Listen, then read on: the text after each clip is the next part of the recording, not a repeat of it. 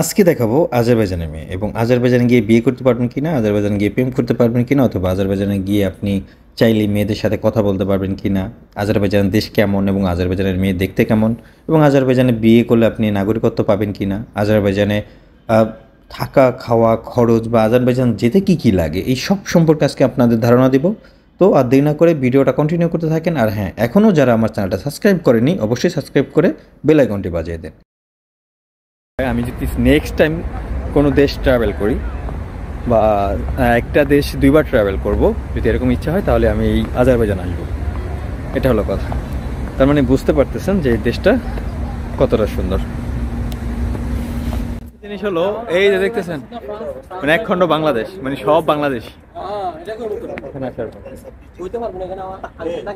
আসসালামু আলাইকুম, কী অবস্থা, কেমন আছেন সবাই? আশা করছি ভালো আছেন। আমি এর আগের ভিডিওতে বলেছিলাম যে আমি এর পরবর্তীতে আজারবাইজানের মেয়ে এবং আজারবাইজানে গিয়ে বিয়ে করতে পারবেন কিনা, এবং আজারবাইজানে মেয়েরা কেমন ফ্রি এবং আপনি তাদের সাথে প্রেম করতে পারবেন কিনা, রুম রেন্ট করতে পারবেন কিনা, এইসব সম্পর্কে আপনাদের ধারণা দেবো। তো চলে আসছি সেসব ভিডিও নিয়ে। তো দেখতেই পাচ্ছেন আমি আছি এখন আজারবাইজানে, এবং এইসব হলো আজারবাইজানের মেয়ে। এবং আজারবাইজানের মেয়ে কিন্তু আসলে খুবই সুন্দর, যদিও এটা ইসলামিক কান্ট্রি, কিন্তু ইসলামিক কান্ট্রি হিসেবে তারা সেভাবে চলে না এবং ওই সব ইসলাম তারা সেভাবে মানে না। এটার অনেকটা ইউরোপের মতো, এবং ইউরোপের কালচার তারা ইউরোপে টোটালি ফলো করে। দেশটাকে ইউরোশিয়া বলা হয় কেননা তারা এশিয়ার মধ্যে পড়লেও তারা ইউরোপের রুলস ফলো করে। তো সেই ক্ষেত্রে আজকে আজারবাইজান নিয়ে কথা বলবো। তো আর দেরি না করে চলুন ভিডিওটা শুরু করি।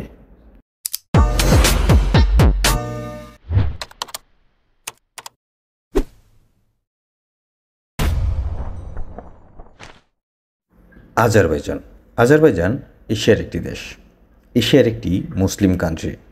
যদিও এটা নামেই শুধু মুসলিম কান্ট্রি, এদেশে আসলে আপনি মুসলমানদের কোনো সিটে ফোটাও এনাদের মধ্যে পাবেন না।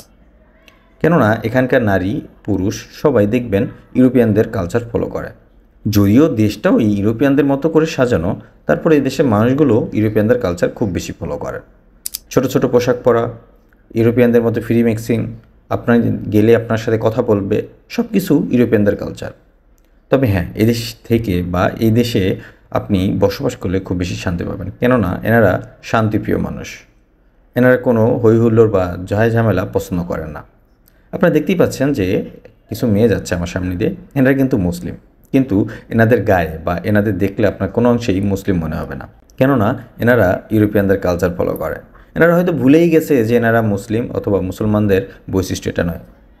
যাই হোক, আজকে এই ইসলাম নিয়ে বা ধর্ম নিয়ে কথা বলতে আসিনি, আমি একটা দেশ নিয়ে কথা বলতে আসছি। তো দেশের কি বৈশিষ্ট্য এবং দেশে গেলে আপনি কী কী সুবিধা পাবেন সেটা নিয়ে আজকে কথা বলবো। তবে হ্যাঁ, কেউ যদি প্রশ্ন করেন যে আজারবাইজান কীভাবে যাব, তাহলে আমি বলবো আমার আগের ভিডিওটা দেখে আসতে পারেন। কেননা আমার আগের ভিডিওতে আমি আজারবাইজান কীভাবে যাবেন, আজারবাইজান যেতে কতটা খরচ লাগে এবং আজারবাইজানে যেতে আপনার কী কী লাগবে সেটা সম্পর্কে আমি ধারণা দিয়ে রেখেছি। তো সেই ক্ষেত্রে আগের ভিডিওটা দেখে আসতে পারেন। এখন কথা বলতেছি আসলে আজারবাইজানে যাওয়ার পর আপনি কি কি করতে পারবেন। আজারবাইজানে যাওয়ার পর আপনার কাছে যদি টাকা থাকে আপনি সবই করতে পারবেন। আপনি যদি ওই দেশে যদি কাজে যান তাহলে কাজ করতে পারবেন, আপনি তো ওই যদি ভিজিটে যান তাহলে ভিজিট করে আপনার যা যা উপভোগ করার সবই উপভোগ করতে পারবেন। তবে হ্যাঁ, আজারবাইজানে এখন খুব বেশি কাজের বা শ্রমিক নেওয়া হচ্ছে বাংলাদেশ থেকে। আপনি আজারবাইজান যেতে চাইলে এই সুযোগটা আপনি ব্যবহার করতে পারেন।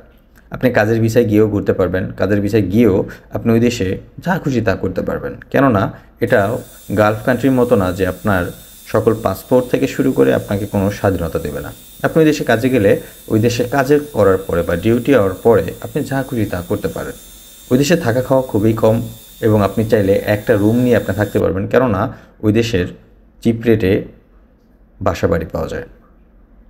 আর ওই দেশে সবচেয়ে বেশি যদি ইনকাম বলা হয় তাহলে আমি বলবো বাইক রাইডিং অথবা ফুড ডেলিভারি। ফুড ডেলিভারি করলে আপনি ওই দেশে অনেক টাকা ইনকাম করতে পারবেন। তো সেই ক্ষেত্রে কেউ যদি যেতে চান বা কেউ যদি ওই দেশে কাজে যান, আমি বলবো ড্রাইভিং ভিসায় যাবেন। সেটা ফুড রাইডিং হোক অথবা ওভার হোক বা যেই কোনো জিনিস হোক, ড্রাইভিং ভিসায় গেলে আপনি ওই দেশে অনেক টাকা ইনকাম করতে পারবেন। তো যাই হোক, এই ইনকামের কথা এখন বাদ দিয়ে আমি ওই দেশের নারীদের কথা বলি, কেননা এই ভিডিওটা যারা দেখতে আসছেন এই নারীদের কথা জানার জন্যই দেখতে আসছে। আসলে ওই দেশের নারীরা খুব বেশি সুন্দরী হয়, কেননা ওই দেশের ইউরোপিয়ানদের বংশদূত অথবা বংশদূত। ওই দেশে ইউরোপিয়ানদের বীজ আছে বলা যায়, কেননা ওনারা দেখতে একদম টোটালি ইউরোপিয়ানদের মতো। ওনারা চলাফেরা, ওনাদের কালচার, ওনাদের সব কিছুই ইউরোপিয়ানদের মতো। আপনি দেশে গেলেই বুঝতে পারবেন যে আপনার মনে হবে যে আমি একটা ইউরোপের দেশে চলে আসছি। আসলে না, এটা এশিয়ার একটা দেশ। যদিও এটাকে ইউরেশিয়া বলা হয়, কেননা দেশটা এশিয়ার মধ্যে পড়লেও এনাদের কালচার সম্পূর্ণ ইউরোপিয়ানদের মতো। আপনি দেশে যখন নামবেন তখন মনে হবে যে ইউরোপের কোনো একটা দেশে আপনি চলে আসছেন। আর ওই দেশের রাস্তাঘাট থেকে শুরু করে প্রত্যেকটা জিনিস এত সুন্দর করে সাজানো ইউরোপিয়ানদের মতো করে। তো সেই ক্ষেত্রে এই জন্যই ওনাদের ইউরেশিয়া বলা হয়। এছাড়াও ওই দেশটা মুসলিম কান্ট্রি, তবে এনাদের মুসলমানদের কোনো সিটে ফোটাও আমি দেখতে পাইনি। আমি যখন এই দেশে ঘুরতে গিয়েছি, নারী থেকে শুরু করে পুরুষদের ভিতরে আমি কখনও মুসলমানদের কোনো বৈশিষ্ট্য খুঁজে পাইনি। তবে হ্যাঁ, এনারা মুসলিম, এনাদের মসজিদে আজান হয়, এনারা নামাজ পড়েন। তবে এনাদের যে পোশাক, ছোট ছোট পোশাক থেকে শুরু করে ইউরোপিয়ানদের সকল কালচার ওনারা ফলো করে। আপনার দেশে গেলে দেখতে পাবেন যে হ্যাঁ, হিজাবি নারীও আছে, আবার শর্ট ড্রেস পরাও নারী আছে।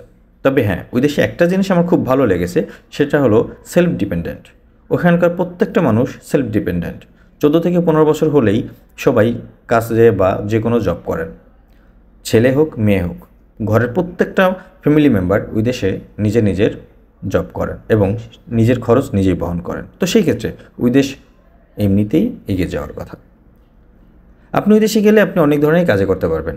তো সেই কাজের ফাঁকে আপনি হয়তো কোনো মেয়ের সাথে আপনি কথা বলতে পারবেন, কেননা ওই দেশের মানুষগুলো খুব বেশি মিশুক টাইপের, খুব বেশি ফ্রিলি। তো সেই ক্ষেত্রে আপনি ওই দেশে চাইলে একটা মেয়েকে নিয়ে আপনার একই রুমে লিভিং টুগেদারও থাকতে পারবেন। তবে হ্যাঁ, ওই দেশে মেয়েরা খুব বেশি সুন্দরী এবং খুব সুন্দর করে কথা বলে। আপনি ওই দেশে গেলে দেখতে পাবেন মেয়েরা ইচ্ছা করে আপনার সাথে এসে কথা বলবে, কোন দেশ থেকে এসেছেন, কী করেন, এসব জানতে চাইবে। তো সেই ক্ষেত্রে ওই দেশে মেয়েদের সাথে কথা বলা আহামরি কোনো ব্যাপার না। তবে হ্যাঁ, আবার যদি আপনি ওই দেশে বিয়ে করতে চান, আপনি বিয়েও করতে পারবেন, এতে কোনো সমস্যা নেই। তবে হ্যাঁ, যদি বিয়ে করেন, ওই দেশের আইন অনুযায়ী আপনি কখনো ওই দেশের নাগরিকত্ব পাবেন না। আপনি যদি এই দেশে বিয়ে করেন, আপনার সন্তান ওই দেশের নাগরিকত্ব পাবে, আপনার ওয়াইফ তো ওই দেশের নাগরিকই। তো সেই ক্ষেত্রে সবাই নাগরিকত্ব পাবে, শুধু আপনিই পাবেন না। আপনি ওই দেশে 5 বছরের জন্য একটা করে ভিসা পাবেন বিয়ে করার পরে, এবং 5 বছর পর পর সেটাকে রিনিউ করতে হবে। এভাবে আপনার বাকিটা জীবন আজারবাইজানে কাটাতে হবে। আপনি ওই দেশে কখনোই নাগরিকত্ব পাবেন না, কেননা আজারবাইজানের ল অনুযায়ী আপনি কখনোই বা কোনো দেশের লোকে সেই দেশে বিয়ে করলে সে কখনোই নাগরিকত্ব পাবে না। তবে হ্যাঁ, আপনি যদি বিয়ে করার পর ওই দেশে আপনি বিজনেস করতে চান, সেক্ষেত্রে আপনার ওয়াইফের নাম দিয়ে আপনি ওই দেশে বিজনেস করতে পারেন। আপনি যে কোনো বিজনেস, যে কোনো জিনিস আপনি ওই দেশে চাইলেই করতে পারবেন। অনেক বাংলাদেশি আছে যারা ওই দেশে বিজনেস করতে চায় অথবা কাজের বিষয়ে যাচ্ছে। এমনকি আপনি যদি ওই দেশের নারীদের বিয়ে না করে শুধু প্রেম করবেন, রুম ডেট করবেন, সেটাও আপনি করতে পারবেন। সেটা হলো আপনার মন মর্জি। আপনি যদি চাইলে ওনাদের পটাতে পারেন অথবা আপনার সাথে কোনো মেয়ের ভাব বিনিময় হয়, আপনি সেক্ষেত্রে কোনো প্রবলেম ছাড়াই লিভিং টুগেদার অথবা রুম ডেট করতে পারবেন। আরেকটা জিনিস হলো, কেউ যদি ভিজিটে যান, ভিজিটে যাওয়ার পর যদি আপনি বলেন যে আমি ওই দেশের মেয়ে পাবো কিনা অথবা টাকায় পাবো কিনা, তবে হ্যাঁ, ওই দেশে নাইট ক্লাব আছে, আপনি নাইট ক্লাবে যেতে পারেন। আপনি সেখানে যা খুশি তা করতে পারবেন যদি আপনার কাছে টাকা থাকে। কেননা একটা কথাই আছে, টাকায় বাঘের চক্ষু মেলে। তো সেই ক্ষেত্রে পৃথিবীর সব দেশের নারী টাকায় বিক্রি হয়। টাকায় বিক্রি হয় না এমন কোনো দেশের নারী নেই, কেননা নারী আসলে টাকাই বিক্রি হয়। তো সেক্ষেত্রে ওই দেশে গেলেও আপনি নারী পেয়ে যাবেন টাকার বিনিময়ে, সেটা নাইট ক্লাবে হোক অথবা আপনি যেই হোটেলে যাবেন সেই হোটেলে গিয়ে যদি আপনি হোটেল বয়কে বা রিসিপশনে যা বলেন যে আপনার মেয়ে দরকার, তাহলে তারা রাত্রেবেলা মেয়ে জোগাড় করে দেবে আপনার হোটেল রুমেই। সেই ক্ষেত্রে হয়তো বেশি টাকা খরচ হতে পারে। তো সেই ক্ষেত্রে টাকার জিনিসটা একটু সেন্সিটিভভাবে থাকবেন। তো এই গেল নারীর কথা। এমনকি ওই দেশে যদি আপনি কোনো শরাব অথবা মদ অথবা যে কোনো জিনিস পান করতে চান, সেটাও একদম অনায়াসে, কেননা ওই দেশে ফল চাষ হয় আর ওই দেশ শীতপ্রধান দেশ। তো এই জন্য ওই দেশে কোনো মদ অথবা হুইস্কি অথবা যে কোনো জিনিস আপনি ওই দেশে অনায়াসে পেয়ে যাবেন। এমনকি আপনি যে হোটেলে যাবেন সেই হোটেলের রিসেপশনের পিছনেই দেখবেন বড় বড় এক একটা বোতল টানানো আছে। তো সেক্ষেত্রে বুঝতেই পারতেছেন যে মদ অথবা হুইস্কি এই টাইপের জিনিস আপনার জন্য পান্তা ভাত ওই দেশে। তো সেখানে টাকা হলে সবই পাবেন। এই হলো আজারবাইজানের ধারণা। তো ওই দেশে টাকা হলে মেয়ে পাবেন, মদ পাবেন, আপনি এনজয় করতে পারবেন, আপনার লাইফ এনজয় করতে পারবেন। তো সেক্ষেত্রে যদি আপনার আজারবাইজান যেতে হয় তাহলে যেয়ে চলে যান। আর হ্যাঁ, কীভাবে যাবেন সেটা জানতে হলে আমার আগের ভিডিওটা দেখে আসতে পারেন। এই ছিল আজারবাইজানের মেয়েদের সম্পর্কে এবং আজারবাইজান দেশ সম্পর্কে। আরেকটা জিনিস বলি, ওই দেশে স্ক্যাম নেই। মানে আপনি গেলেন, এয়ারপোর্ট থেকে আপনাকে ধরে নিয়ে গেল অথবা আপনাকে হ্যারাসমেন্ট করলো, এরকম কোনো নজির আমার চোখে পড়েনি অথবা আমি কোথাও শুনিনি। তো সেই ক্ষেত্রে এটা আপনি নির্দ্বিধায় থাকতে পারেন। তারপরও অন্য একটা দেশে যাচ্ছেন, একটু নিজের প্রতি খেয়াল রাখবেন, কেননা প্রত্যেকটা দেশেই চোর ছেঁচড় অথবা বাটপার আছে, সেটা কম হোক আর বেশি হোক। তো সেক্ষেত্রে সবসময় একটা জিনিস মনে রাখবেন যে ভাড়া অথবা গাড়ি অথবা কোনো জায়গায় কিছু কেনাকাটা করতে গেলে সেক্ষেত্রে দামাদামি করবেন, কেননা এইসব জায়গাতেই বেশি স্ক্যাম থাকে বা স্ক্যাম থাকে।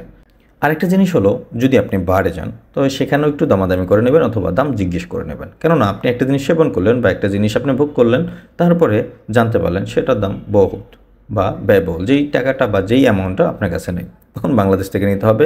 বাংলাদেশ থেকে টাকা নেওয়াটাও অত সহজ না, কেননা যেহেতু ওই দেশে আপনার বিকাশ, রকেট এগুলো নাই, অথবা বাঙালির যেই টাকাটা পাচার করা হয় যেভাবে বা হুন্ডি করা হয়, এই হুন্ডি সিস্টেমটা ওই দেশে যেহেতু কম বা ওই দেশে বাঙালি খুব কম, তো সেক্ষেত্রে আপনি টাকা নিতেও অনেক কষ্ট হয়ে যাবে।